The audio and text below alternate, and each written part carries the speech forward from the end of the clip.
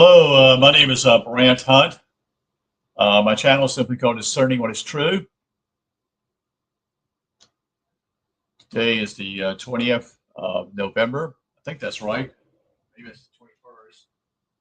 It's the 21st, a day late, I should say. Hope you guys are doing okay. We're going to be reading chapter 42 of the book Psychology and Kabbalah. That is chapter 42, and it's called Shadow. So let's get into the reading of the particular book here. Again, the title is simply by Psychology and Kabbalah. The author is Saman, I should say not Saman, but Zeb Ben Shaman Halabe. We haven't finished this book actually with Phil Langdon. We didn't get much into this. I've kind of digressed off of it in some ways. It's not a thick book, but it is a thick book. There's a lot going on in this book, a lot of symbology. I find it to be somewhat difficult in many ways. I find it simply is that it's all new to me. And, I've heard of Kabbalah before. I wish that the artwork in here was much larger because simply I'm older. And there's certain words he says in here, like Akither, thou shalt have no other gods before me. And then it says to the Banah, to the other side here, it says something called, thou shalt not take the name of the Lord thy God in vain. And that's a Banah here. And so the Hogman, back to the other side, thou shalt not make any graven image. And it continues on down like that. It's like it comes from one side to the other side, back and forth, so to speak. It's like a backward Z in some ways. And I mentioned to the last part here, thou shalt not covet, the last part here at the very bottom. I like to, there's a lot here. I mean, this is a lot. It's like I said, it's a very thick book. When I mean thick, not thick this way, but deeper stuff here. There's a lot going on in this particular book. It's not that, I don't think it's that terribly expensive book. I think it's like $20 for it. And it's the one that Phil Langdon recommended. He recommended this book over other books. He said it was by far the best one. So, but anyway, we kind of got off the tangent here. So this is the chapter here, again, with Psychology and Kabbalah, chapter 42, called Shadow. And I want to change something real quick here. Magnifier for me. In the Kabbalistic system, each of the 22 paths, so we're going to go into that also. We've gone through that yesterday. It would be good to see, if you haven't looked at that video, you might want to do that yesterday with Phil Langdon. As we went through some of the cards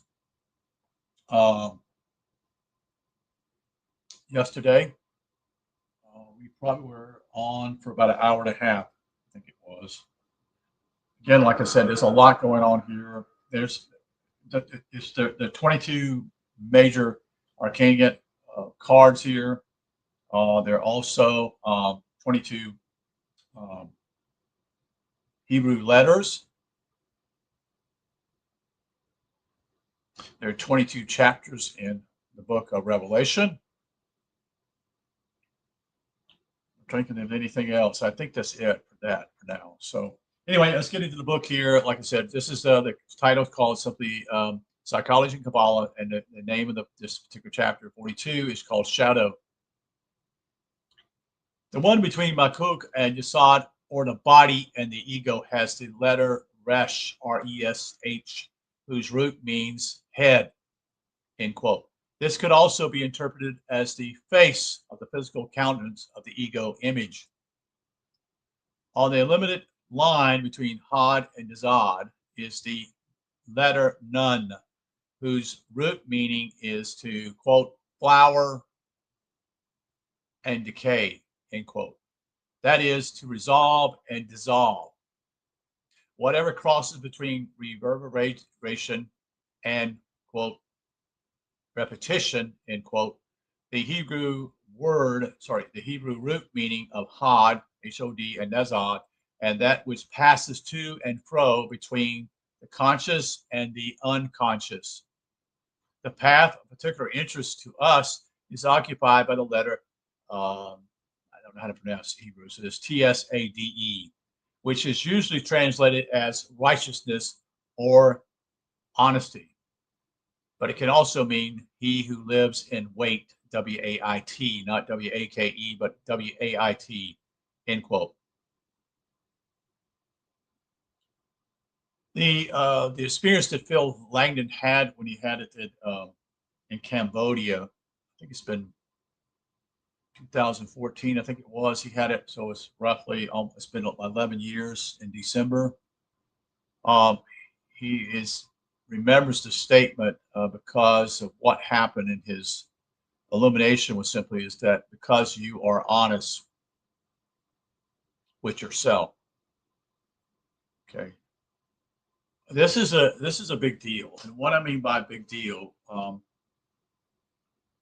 this is part of what we call, we try to put on a front, so to speak, with the last chapters to do with all that too, we put on a front that we want people to see us this way. We're hiding our deficiencies.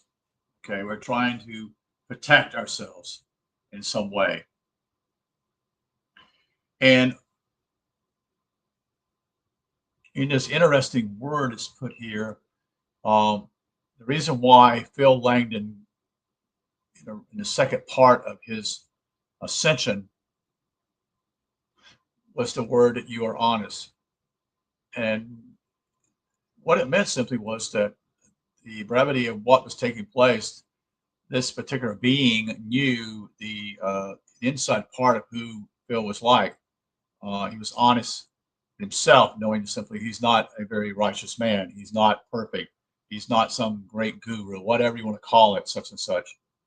And that's why it happened. You see, he didn't put up a front, so to speak.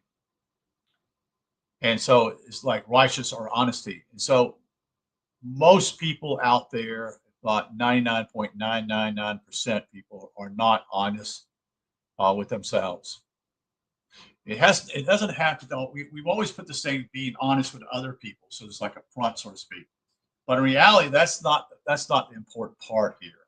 The important part is to be honest with yourself. Okay, so you have to understand simply is that I'm not so shiny of a person. I have a lot of faults, such as, but it's not detrimental to the point you beat yourself to pieces, like, oh, I can't do this, I'm terrible at this, whatever, in a very depressive type of mode. But it is actually being real with yourself. This is the big deal when Phil shares this, because what he's saying here is that it's the whole stumbling block of the church. Because the stumbling block of the church is simply they're not honest with themselves. Okay, they're self-righteous. Those in the church think that they've had something that happened to them many years ago as a child, which is how the churches cleverly use that, what we call children's church or vacation Bible school, whatever it is. It's a sneaky way to fool people and thinking they have salvation when they don't have salvation at all. Christians are known as probably the most judgmental persons out there, not with themselves, but with others. Man, I can see that myself. You see, you judge people. There's nothing wrong with judging people to make sure who they are. Can you trust them? But it's over that, because it's a condemnation to others. It condemns others, people, like we have it and you don't have it type of attitude. When reality, no, they don't have it and you don't have it either. The road is not wide, folks. It's not. The pastors have cleverly deceived themselves and deceiving yourself, and they deceive others within them in their churches. And I'm not here to bash the church, so to speak, but I came from that background. And I don't like the lies that the church teaches because they are lies. They deceive people, you see. So again, the whole apparatus here is that to be honest with yourself, to know simply is that you are, you make mistakes. And this is like I said, this is the stumbling block for all of us because that's how, you know, most people will not take this to the heart, you see, and deal with it and say, no, I'm not honest. I'm not who I say I am. So continue on here. It says this reveals the shadow side of the connection between the ego and the self and the conscious and the unconscious. As such, the path is subjected to, I should say, is subject to both illumination, that is illuminated, and darkness as the limited level fluctuates between the outer process of Yesod and the inner watcher of Temporal. This preconscious zone can open out or close down, bring forth realization or repress them. Whereas this it's like it's either or. Make matters clear or cloud them with distortion. It is here that the light of honesty cuts a path through the melding thoughts, the feelings and actions of the lower psyche to unite the ego and the self, or to become banal as the sinister side of the psyche eclipses our interior, what we call interior sun, S-U-N, and moon. Freud saw the shadow as the id intruding into the ego consciousness, either to disrupt its order in what we call irrational behavior, or as a highly creative factor in which the instinctive energy of the nefesh was harnessed to give a libido drive to an individual, in contrast to the mortido impulse behind destruction or destructive and criminal acts. Jung agreed with much of this and the notion that the shadow contained what has been repressed by consciousness. The story of Dr. Jekyll and Mr. Hyde symbolizes this dichotomy in that the good doctor, dark side, was embodied in the cruel and violent character of Hyde, a character which he could not control once it had gained its autonomy. All of us have a Mr. Hyde, you see, who is composed of everything we find unacceptable according to the criteria by which we live. Thus, the quote, do-gooder will repress meanness, the pacifist, or the aggression, and the law-abiding citizen represses any impulses to break the code. However, these suppressed elements reappear in unconscious behavior. The do-gooders often neglect their families. Pacifists are frequently offensive in their cause. In other words, pacifists are ones that don't want to fight wars, but then they become very offensive to others because they're offensive to other people who actually want to do the thing. So it reveals simply they're not really passive at all. And the law-abiding person usually seeks ways of getting around what we call rules, such as hiring accountants to help them avoid paying tax. Perhaps the most obvious case of this was the guru who slept with his female followers in order, he said, to initiate them into his teachings. Wow. The one he chose for initiation were always his devotees, noted the most sexually desirable of his followers.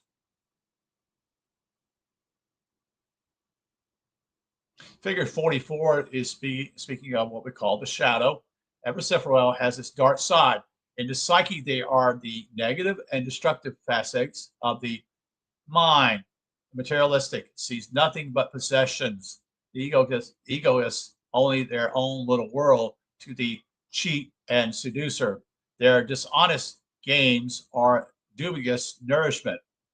Melomaniacs destruct themselves as the center of a real or imaginary empire, while the inquisitive and profligate enjoy a perverse emotional release. The hanging judge and prophet of hate are abusers of their power, and the false Messiah who leads people into delusion are all possessed by the sinister side of the archetype. The positive aspect of the shadow is that it is mainly composed of our irrational impulses, which gives us a instinctive flair for spontaneous action so that we can respond to situations instantly. This adds a vitality to our lives, which might be rather dull without it, but it means that there, there is a unpredictable dimension to the psyche that gets us both into and out of scraps, like the scholar explorer thing, who things madness so conventionally when captured by some tribesmen that they release him because he might bring them bad luck. Extremely sinister example of the shadow is a highly civilized man was Dr. Mengele, who ran a clinic in a Nazi concentration camp. This educated and sophisticated man performed many perverse experiments on the helpless inmates. He removed bones from legs to see what would happen and deprive people of certain chemicals over a long period so as to observe the effect. Here, the hide had totally displaced his Jekyll. The path of temporal and the soul triad of consciousness was cut off or blocked by the quote, he who lives in wait, W-A-I-T, end quote, aspect, symbolizing evil. The most common expression of the shadow is the instinctive attitude of people towards members of their own sex.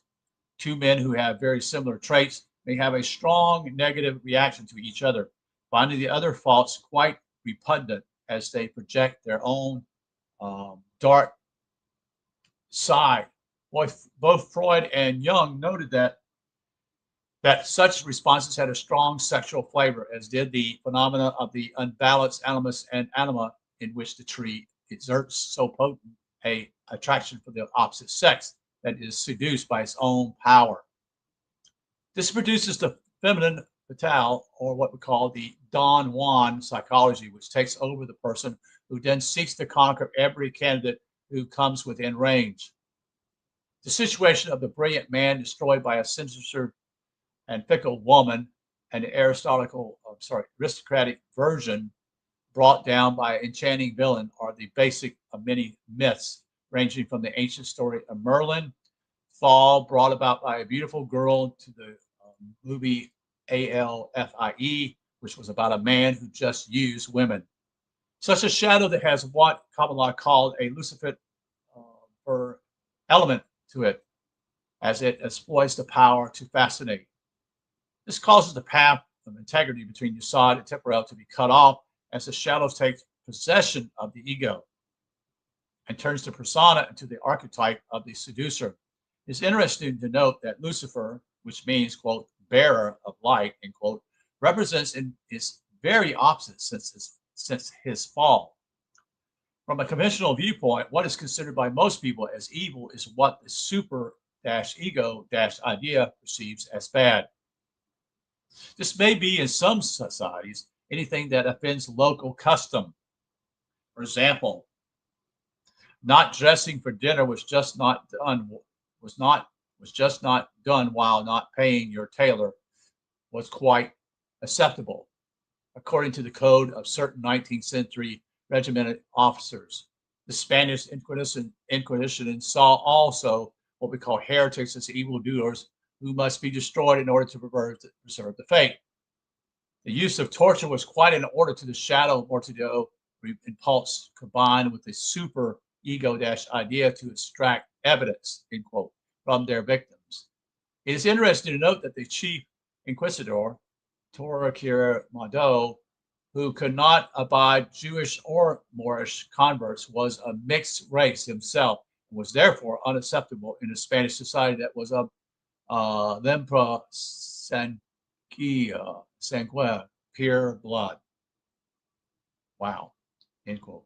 His id nefesh took its revenge through the persona of Grand Inquisitor, who saw impurity everywhere and dealt with it most cruelly, even though his order was called the Holy Office. This perversion or this perversive attitude is characteristic of the devil, who can be seen as an archetype of the shadow. The devil, for many people, is the personification of all that they abhor. This may or may not be evil from an objective viewpoint. The morality of the ego is usually quite subjective because it is under the unconscious influence of the super ego idea. Most people react according to their upbringing and social pressure. Consider, again, a war in which so many, quote, so-called normal individuals, once in uniform, do the most ghastly things to other people in a different uniform. Good and true citizens blast each other as the shadow side of the individual and the community is unleashed. This kind of madness reaches its height in the First World War, where organized psychosis was encouraged, and millions died futile deaths for a few meters of muddy ground. Yeah, I watched a movie probably about 6 or 8 months ago. I'm trying to remember the name of it, about the English and the French in World War One. How this particular battle, I can't remember what the battle name is, that it was the worst loss of English soldiers ever in the first, not just the First World War, but in its whole history. Any protest by those who could see what was really going on was thwarted. Yeah, that's what happened too. Some didn't want to do this. This is ridiculous. We're going out into a butcher field is what we're going out to. And why did they do that? You see, it's all about not them, but for the glory of the leader. You see. Anyway, I got off tangent here. Really going on was thwarted, and indeed many were punished for exposing the reality. You can also see that the women who gave a white feather of cowardice to every man not in uniform were not actually being good patriots, but were expressing their desire to destroy whatever they thought was a threat to their own security and safety. This was because the enemy, whoever they were, took on the projection of all the bad thoughts, feelings, and actions that had been suppressed during the 19th century with its Victorian ethic. The frustration of the id nefesh of Europe burst out in 1914 in a frenzy of war fever, as propaganda encouraging the collective mordido was focused in a titanic effort to defeat a foe who had turned overnight from being a cultural neighbor into a barbaric enemy that sought to destroy all that was good. In the clinical terms, this was mass paranoia. It's how they do this, folks, and this goes to modern terms such and such. How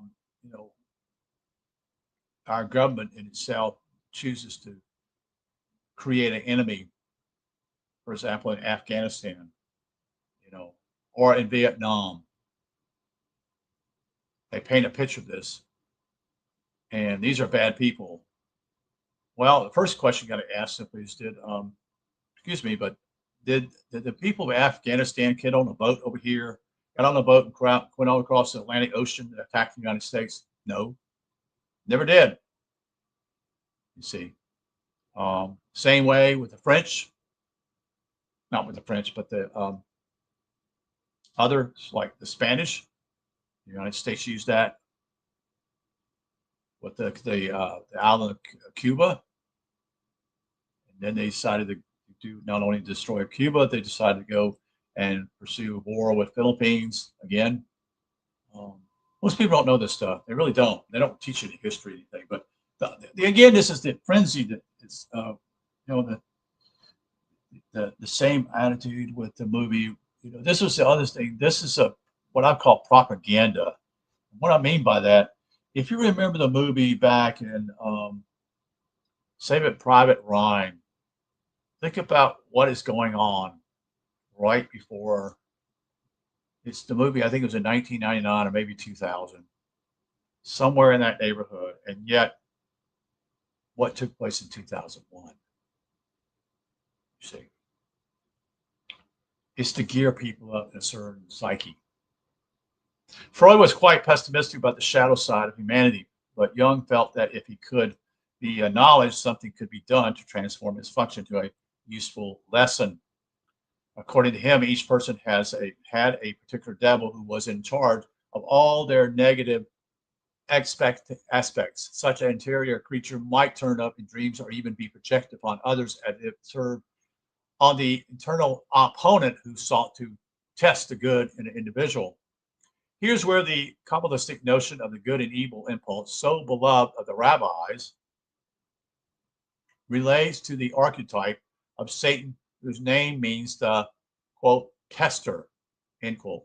Having once been the highest of all creatures, Lucifer now patrols the central column of the tree as it passes up through the yesod of ego to the self at Temporal and beyond. As Satan, Lucifer's task is to prevent anything deviant rising higher than the Temporal or Yesarai, where the three lower worlds of body, psyche, and spirit meet, and enter the quote way of the spirit, end quote. This is the path, whose Hebrew letter is Het, H-E-T, which means awe, A-W-E, end quote, which stretches up from Temporal through the Da, or the place of knowledge, to Kether, where the three upper worlds meet. Thus, the devil's role is to waylay, like the Amalekites in Exodus, the Israelites on their journey to the promised land. In development terms, if these shadow elements that, quote, lie in wait, end quote, are brought out into the light of consciousness, they can be neutralized and integrated into the psyche in the same way that the Israelites were forged into a unified nation out of a slave-minded and disparate collection of tribes. The whole of the Bible is a collective parable of this process. In Kabbalah, there are various techniques for discovering the shadow. One method is through trustworthy companions or a tutor who acts as a temporal or the self for the student. Another way is to examine dreams, which reveal by relaying them to the tree what is going on in the dreamer. However, this procedure can only be useful to those who know and see the diagram as a living reality. As in analysis, there are many subtleties to be observed before one's quote personal devil can be identified. Some Kabbalists have even seen this dark being standing in their way in visions when the shadow is playing a particular significant role at a certain point in the process of development.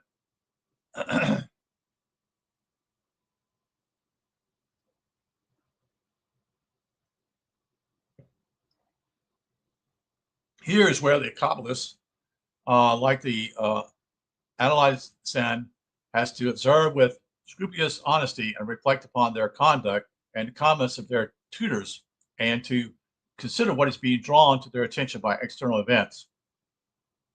For instance, sometimes the shadow is revealed by a small incident, like a Freudian slip, while on other occasions it can take on the form of a major crisis, like the choice between personal happiness and important work that can only be done alone.